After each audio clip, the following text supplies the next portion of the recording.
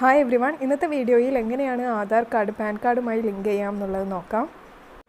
ആദ്യം തന്നെ അതിനായിട്ട് ഈ ഒരു വെബ്സൈറ്റിലാണ് പോകേണ്ടത്. ഇതിന്റെ ലിങ്ക് ഞാൻ താഴെ ഡിസ്ക്രിപ്ഷനിൽ കൊടുക്കാം. ഇത് ലിങ്ക് ചെയ്യാനായിട്ട് നിങ്ങളുടെ നെയിമും ഡേറ്റ് ഓഫ് ബർത്തും ജെൻഡറും പാൻ കാർഡിലുള്ളത് പോലെ തന്നെ ആധാർ കാർഡിൽ ഉണ്ടാവേണ്ടത് നിർബന്ധമാണ്. അപ്പോൾ ആദ്യം തന്നെ നമുക്ക് പാൻ കാർഡിന്റെ നമ്പർ ടൈപ്പ് ചെയ്ത് കൊടുക്കാം.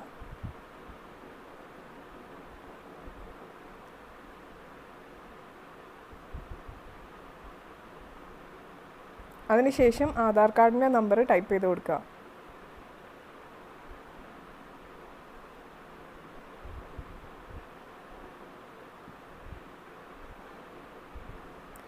അതിനുശേഷം ആധാർ കാർഡിൽ എങ്ങനെയാണോ നിങ്ങളുടെ പേര് കൊടുത്തിട്ടുള്ളത് അതുപോലെ തന്നെ ടൈപ്പ് ചെയ്ത് കൊടുക്കുക. ഇനിയിപ്പോൾ നിങ്ങളുടെ ആധാർ കാർഡിൽ ഇയർ ഓഫ് ബർത്ത്, അതായത് ജനനവർഷം മാത്രമേ രേഖപ്പെടുത്തിയിട്ടുള്ളൂ എങ്കിൽ ഈ നെയിം അടിച്ചതിന് ശേഷമുള്ള ചെക്ക് ബോക്സ് നിങ്ങൾ ക്ലിക്ക് ചെയ്ത് കൊടുക്കണം. ഇനി അതല്ല, നിങ്ങളുടെ ഡേറ്റ് ഓഫ് ബർത്ത് പൂർണ്ണമായിട്ടും മാസവും തീയതിയും വർഷവും അതേപോലെ തന്നെ എഴുതിയിട്ടുണ്ടെന്നുണ്ടെങ്കിൽ അതിൻ്റെ ആവശ്യമില്ല. ഈ പാൻ കാർഡിൽ കംപ്ലീറ്റ് ഡേറ്റ് ഓഫ് ബർത്ത് ഉണ്ട്, അതുകൊണ്ട് ഞാനത് ചെയ്തിട്ടില്ല. അതിനുശേഷം ഐ അഗ്രി ടു വാലിഡേറ്റ് എന്നുള്ള ഓപ്ഷൻ ക്ലിക്ക് ചെയ്ത് കൊടുക്കുക.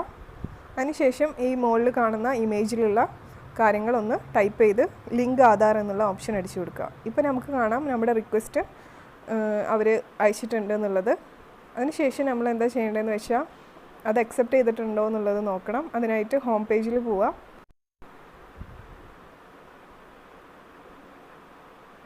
അതിനുശേഷം ഇവിടെ ലിങ്ക് ആധാർ എന്നുള്ള ഒരു ഓപ്ഷൻ ഉണ്ട്, അത് ക്ലിക്ക് ചെയ്യാം. വീണ്ടും ഇവിടെ ക്ലിക്ക് ഹിയർ എന്നുള്ള ഓപ്ഷൻ അടിക്കുക. അതിനുശേഷം ഇവിടെ ആധാർ സ്റ്റാറ്റസ് നമുക്ക് നോക്കാം. നിങ്ങളുടെ പാൻ കാർഡിൻ്റെ നമ്പർ ഒന്നുകൂടി ടൈപ്പ് ചെയ്ത് കൊടുക്കുക. അതിനുശേഷം നിങ്ങളുടെ ആധാർ നമ്പറും ടൈപ്പ് ചെയ്ത് കൊടുക്കുക.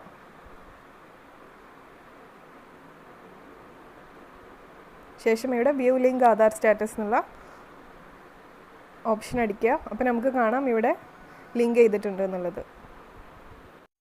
നിങ്ങളുടെ പാൻ കാർഡിലെയോ ആധാർ കാർഡിലെയോ ഡീറ്റെയിൽസ് നിങ്ങൾക്ക് തിരുത്താനുണ്ടെന്നുണ്ടെങ്കിൽ നിങ്ങൾക്ക് ആധാർ കാർഡിൻ്റെ വെബ്സൈറ്റിലോ അതുപോലെ തന്നെ പാൻ കാർഡിൻ്റെ വെബ്സൈറ്റിലോ പോയിട്ട് update pan or Aadhaar details എന്നുള്ള ഓപ്ഷനിൽ പോയിട്ട് ചെയ്യേണ്ടി വരും. അതുമല്ലാന്നുണ്ടെങ്കിൽ നിങ്ങൾക്ക് അക്ഷയ സെൻറ്ററിൽ കോൺടാക്റ്റ് ചെയ്താൽ മതി.